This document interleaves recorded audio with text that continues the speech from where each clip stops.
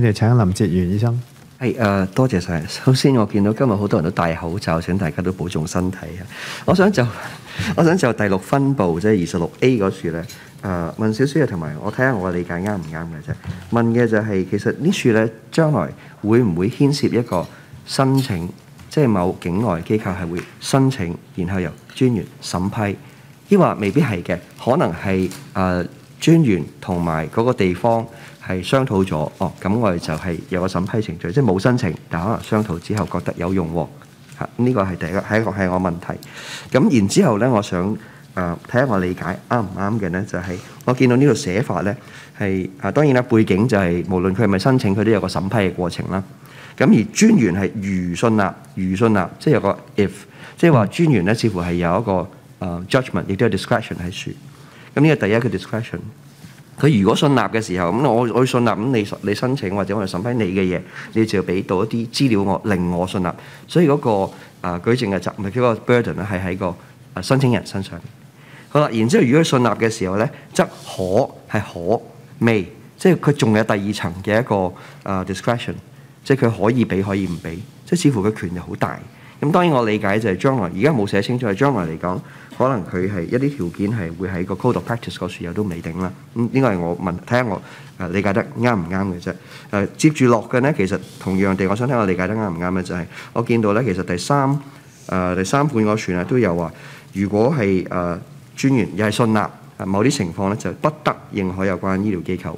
咁即係呢度如果佢信納某啲情況，呢個咧就有少少唔同，因為語境咧就唔係審批，而係語境就係如果佢發現某啲情況有問題，咁變咗個 burden 就喺佢身上面，佢要指出個問題喺邊，同埋點解係有問題，係咪咁樣理解法咧？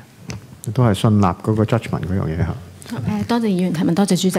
呢個其實同早前法律顧問都有問過一個相同嘅問題，就係我哋一啲非本地嘅醫療提供者個認可嘅流程其實係點樣樣咧？咁首先我講一講個背景先啦。好似我哋講本地嘅香港醫療提供者嘅話咧，其實佢有個申請過程嘅，即係有一啲當然有啲要求啦。咁每一個醫療提供者，如果佢符合嗰個要求咧，佢可以向一個專員去作出一個申請。咁我哋去審批過後咧，就然後去認可佢。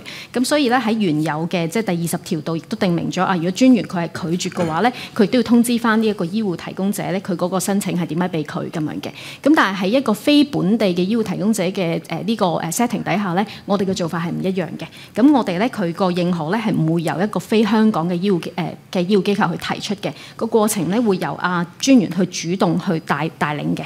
咁專員咧佢會考慮一啲唔同嘅相關因素啦，例如我哋會睇翻香港市民佢本身嘅一啲醫療需求啦，或者係呢一啲專業機構佢嘅本身嗰個系統嗰個可行性啦，佢係咪符合我哋嘅一啲準則啦？咁當然呢個喺審視嘅過程入邊，可能佢係互動嘅，佢未必係專員自己去睇，專員可能亦都會同佢哋係有一啲互動，係請佢哋提供一啲資料，我哋先去確定佢哋係咪做。咁我哋由專員去主動啟動一個認可嘅程序，去識別同埋去選擇一啲合適嘅一啲非香港嘅醫護提供者去認可佢，咁唔會有申請嘅關係咧，所以亦都唔會特登去提及一個即係拒絕或者唔拒絕咁樣嘅，係啦。咁睇下呢個林議員解唔解答你個問題？好跟進。好。